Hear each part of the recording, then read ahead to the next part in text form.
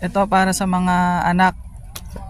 Yung para sa mga anak, dapat chine-check nyo yung magulang nyo, kinukumusta nyo, hindi yung bili kayo ng bili ng mga gusto nyo, kain kayo ng kain sa mga lugar na gusto nyo, gala kayo ng gala, travel kayo ng travel.